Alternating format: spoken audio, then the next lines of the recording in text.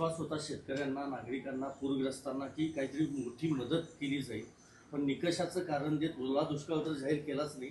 पण आज सगळे मंत्री, मुख्यमंत्री, उपमुख्यमंत्री पाहणी करायला गेलेलेच. 2100 कोटीचं काही पॅकेज, 2215 कोटीचं पॅकेज सरकारनं जाहीर केलं.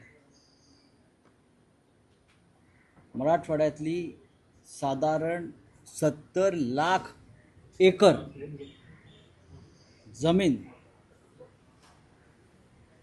पिकं वाहून गेली. त्या जमिनीवरती 70 लाख एकर जमिनीवरची पिकं उद्ध्वस्त झालेली आहेत.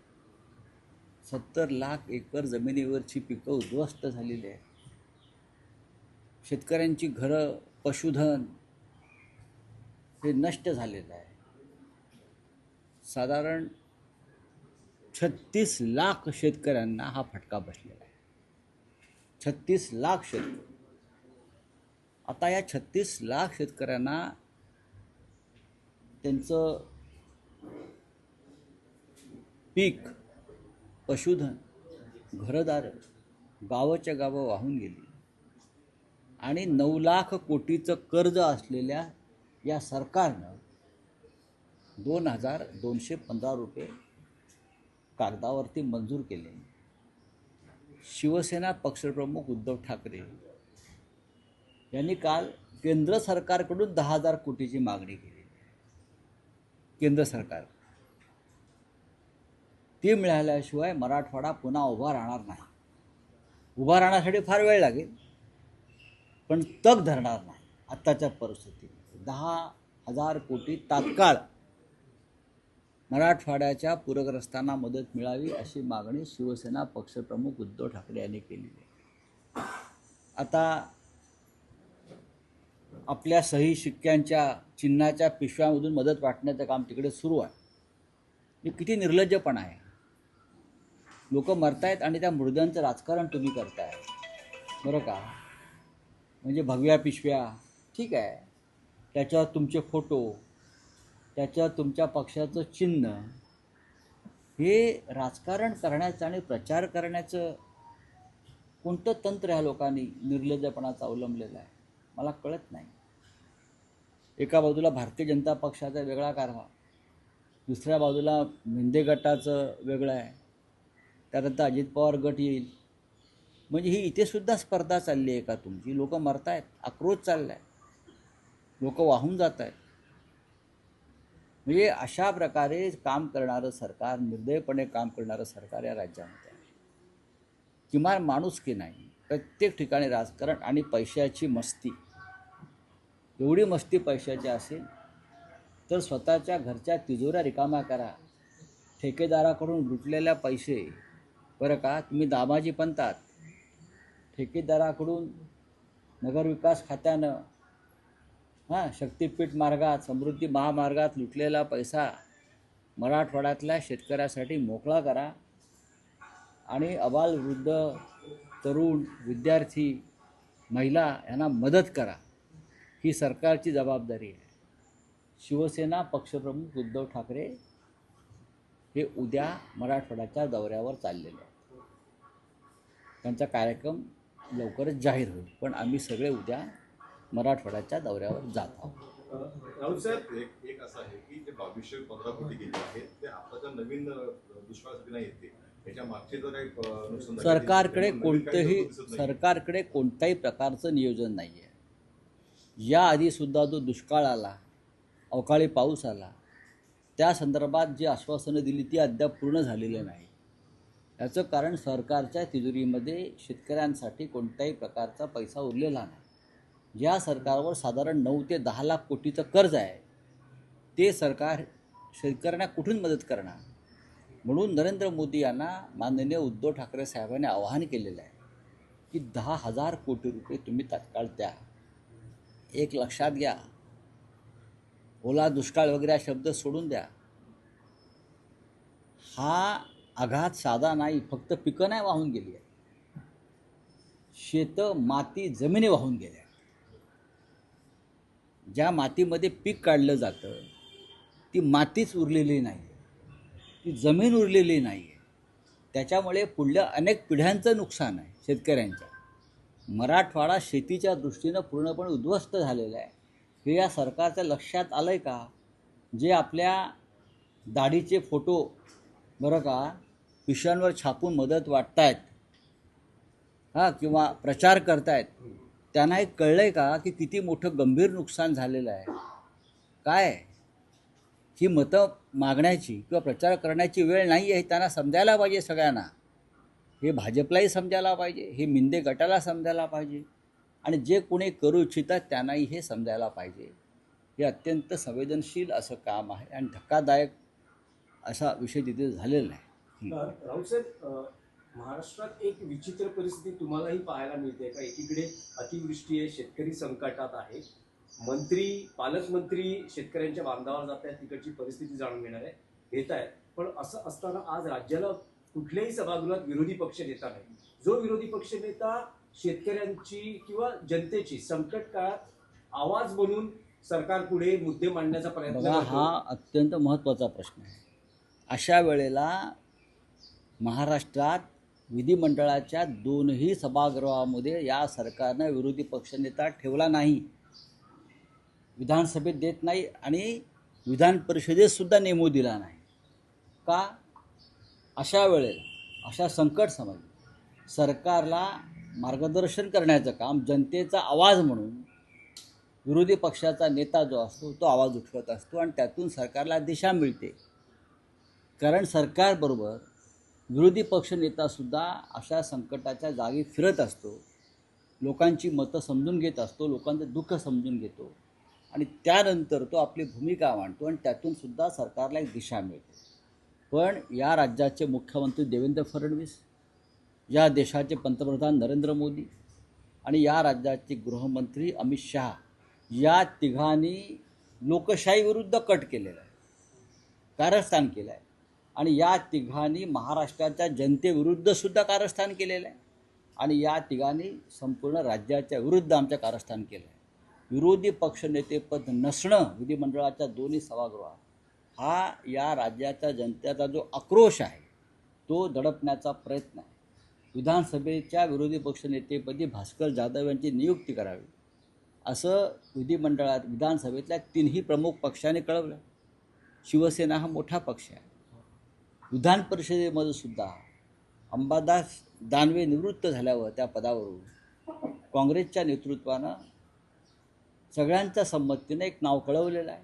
मला वाटतं सतेज पाटील यांचं नाव आहे. त्यांनाही नेमलं जात नाही. याचा अर्थ काय समजायचा? लोकशाहीच्या गप्पा मारता ना तुम्ही. स्वातंत्र्य, लोकशाही, अभिव्यक्ती स्वातंत्र्य, संसद, विधानसभा ह्याच्यावर तुम्ही प्रवचनं झोडता. मग तुम्ही दोन्ही सभागृहात महाराष्ट्रात ज्या राज्यातून डॉक्टर बाबासाहेब आंबेडकर निर्माण झाले त्या राज्यामध्ये 2 सभागृहात विरोधी पक्षनेता नसावा आणि एवढं संकट आहे राज्यामध्ये. आता जनतेच्या वतीनं आवाज उठवणारा तुम्ही नेता, विरोधी पक्ष नेता ठेवलेला नाही आहे. तुम्ही काय जनतेला मदत करणार आहात? राऊत साहेब, आणखी एक निदर्शनास येतं आहे की मंत्री जरी दौरे करत असले तरी तिकडच्या स्थानिकांचं म्हणणं आहे, शेतकऱ्यांचं म्हणणं आहे की अधिकारी जुमानत नाही आहेत, पंचनामे होत नाही आहेत. ते अनेक वेळा विनंती करतात. पालकमंत्री म्हणतात की एकही गुंठा पंचनाम्याशिवाय आम्ही राहू देणार नाही. पण आक्रोश बघायला मिळाला सकाळपासून. संताप आहे सरकारी अधिकाऱ्यांविरोधात आहे की जे मला जबाबदार कोण आहे? अधिकारी म्हणजेच अधिकारीच सरकार चालवत आहेत. कारण जे 3 पक्षाचं सरकार चाललेलं आहे त्यांची आपापसात साठमारी सुरू आहे. अधिकाऱ्यांच्या हातामध्ये राज्याचे सूत्र गेल्यावर दुसरं काय होणार? निदान अशा प्रसंगी तरी अधिकाऱ्यांनी किमान माणुसकी दाखवावी. पण अधिकारी काय करणार? तिजोरीमध्ये पैसे नाही आहेत, ट्रेझरीमध्ये पैसे नाही आहेत. कलेक्टर काय करणार? विभागीय आयुक्त काय करणार? ते सुद्धा डोक्याला हात लावून बसले आहेत. आणि म्हणूनच मिंद्यांसारखे लोक या परिस्थितीचा फायदा घेऊन आपल्या दाढीचे, चेहऱ्याचे फोटो टाकून मदत देत आहेत. अहो, सरकार आहे ना, सरकारची मदत आहे. महाराष्ट्र सरकार म्हणा, तुमच्याकडे किंवा फडणवीसांच्या लोकांकडे इतका प्रचंड पैसा वाहत चालला आहे का पुरासारखा की तुम्ही तुमचे फोटो टाकून मदत देताय? तुम्ही इथेसुद्धा अमानुषपणे राजकारण करताय का? माणसं मरतायत, वाहून चालली आहेत गुरंढोरं सगळी. पण अतिवृष्टीची सर परिस्थिती येण्यापूर्वी जो काही आपत्ती व्यवस्थापनाचा जो निधी होता तोही दिला जात नाही. अनेक अधिकाऱ्यांच्या बघा, आपत्ती व्यवस्थापनाचे जे मंत्री आहेत ते गिरीश महाजन आहेत. मध्यंतरी या विषयावरती मी एक प्रकरण ठेवली होती. त्यांच्या आपत्ती व्यवस्थापन पुनर्वसनाच्या फाईलवर वजन ठेवल्याशिवाय ती फाईलच पुढे जात नाही. कसलं आपत्ती व्यवस्थापन करताय तुम्ही? त्याच निधीमध्ये भ्रष्टाचार आहे, हे मी मागे वारंवार सांगितलेलं आहे. तिथे सुद्धा ठेकेदार बसले आहेत आणि ते सांगतात कोणती फाईल मंजूर करायची की नाही. या विषयावर मी डिटेल्स व्यवस्थित मागे एका पत्रकार परिषदेत सांगितलेलं आहे की गिरीश महाजन यांच्याकडे जे खातं आहे आपत्ती व्यवस्थापन, त्यात कशा प्रकारे घोटाळे, भ्रष्टाचार, कमिशनबाजी, दलाली, ठेकेदारांचं वजन वापरून फाईली मंजूर केल्या जात आहेत हे मी सांगितलं. या अभिषेक कौल तेच हेच नाव मी सांगितलं होतं ना. ह्यांनी मंजुरी दिल्याशिवाय एकही फाईल पुढे जात नाही. कोण आहे ते? कोण आहे? चला, थँक्यू. बोलिए. महाराष्ट्र में मराठवाड़ा में बड़ी पूर परिस्थिति, आपत्तिजनक परिस्थिति होती है. उप मुख्यमंत्री एकनाथ शिंदे, परिवहन मंत्री सचिन नाईक वहाँ पे मदद लेते हैं. देखिए, सरकार खुद आपत्ति में है. पूरा मराठवाड़ा रीजन जो है, जहाँ 11 डिस्ट्रिक्ट है, 11 ज़िले हैं, भारी तबाही हो रही है, हो गई है. लगभग 70 लाख एकड़ जमीन, खेती पूरी तरह से बह गई है, ढस गई है. लगभग 40 लाख किसानों को नुकसान हुआ है. पशुधन गया है, खेती गई है, घरदार गया है, सब कुछ चला गया है. लेकिन सरकार कहाँ है? सरकार के ऊपर लगभग 10 लाख करोड़ का कर्जा चल रहा है. तो सरकार मदद कहाँ से देगी? शिवसेना पक्ष प्रमुख उद्धव ठाकरे जी ने ये मांग की है कि नरेंद्र मोदी, देश के प्रधानमंत्री ने 10,000 करोड़ की तत्काल मदद देनी चाहिए, नहीं तो मराठवाड़ा पूरी तरह से उद्ध्वस्त हो जाएगा. लेकिन सरकार के कुछ लोग और मंत्री क्या कर रहे हैं? अपने पार्टी के थैली में अपना एक फोटो और पार्टी का चिन्ह लगाकर मदद देने की कोशिश कर. यहाँ भी राजनीति हो रही, लोग मर रहे, लोग ख़त्म हो रहे, लोगों का आक्रोश चल रहा है, लोगों को खाने पीने को नहीं, और ये शिंदे के लोग वहाँ राजनीति कर रहे हैं. ये ठीक नहीं है, ये बहुत निर्घृण बात चल रही है. लेकिन कल उद्धव ठाकरे जी पूरे विभाग का दौरा करेंगे और जायजा लेंगे और फिर बात करेंगे. तो ओमराजे निंबाळकर पानी में उतरकर जो ये वो हमारे एमपी है, सांसद है ओमराजे निंबाळकर. लगभग 3 दिन से पानी में लोगों को बचाने की, लोगों को मदद करने की पूरा प्रयास कर रहे हैं. ये हमारा शिवसेना का हमेशा एक धर्म रहा है. संकट के समय फील्ड पर उतरो, राजनीति ना करो. थँक्यू. काय ओमराजे निंबाळकर कौतुक. संबोधून बघा, सरकार आता पोचलं आहे आपल्या थैल्या घेऊन, सही शिक्क्यांच्या, चिन्हांच्या, मंत्री. पण धाराशिवमध्ये शिवसेनेचे खासदार ओमराजे निंबाळकर गेल्या 4 दिवसापासून असंख्य शिवसैनिकांसह चिखलात आणि पाण्यात लोकांना मदत करतायत, लोकांचे प्राण वाचवतायत. लोकांची व्यवस्था स्वतः जातीनं पाहतायत. हा शिवसेनेचा धर्म जो आहे, हा बाळासाहेब ठाकरेंनी शिकवलेला आहे. संकटामध्ये राजकारण करायचं नाही, जात धर्म विचारायचं नाही.